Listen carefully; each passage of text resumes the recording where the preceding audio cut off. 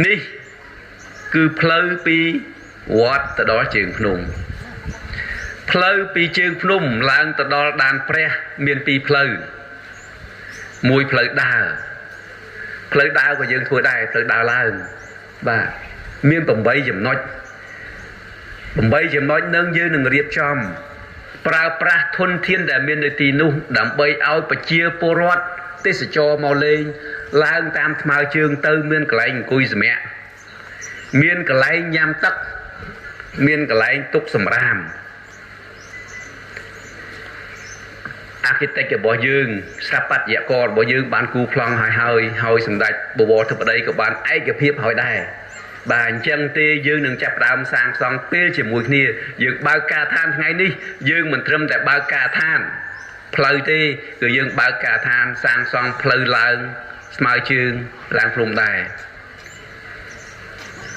ទឹកយើងនឹងបង្ហូរពីលើមកច្រោះហើយយើងបង្ហូរពីលើមកដើម្បីឲ្យប្រជាពលរដ្ឋយើងឡើងតាមថ្មើរជើងនឹងហត់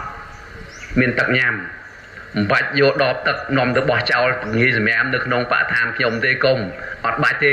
ជំរាបជូនគាត់បាទលេងត្រូវការហើយទឹកច្រោះឲ្យត្រឹមត្រូវបាទឲ្យត្រឹមត្រូវថ្មដែលមានស្រាប់នៅទីនោះយើងលើកយកមករៀបសម្រាប់អង្គុយសម្រាប់សម្រាក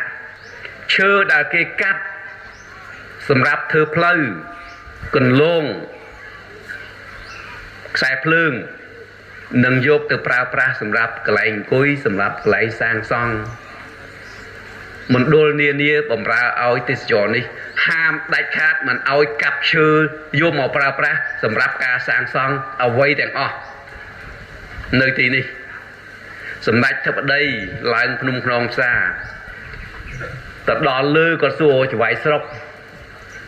គាត់សួររោប្រធានដែនប្រធានការិយាល័យគាត់ថាបបាត់ដើមឈើម្ដងបាត់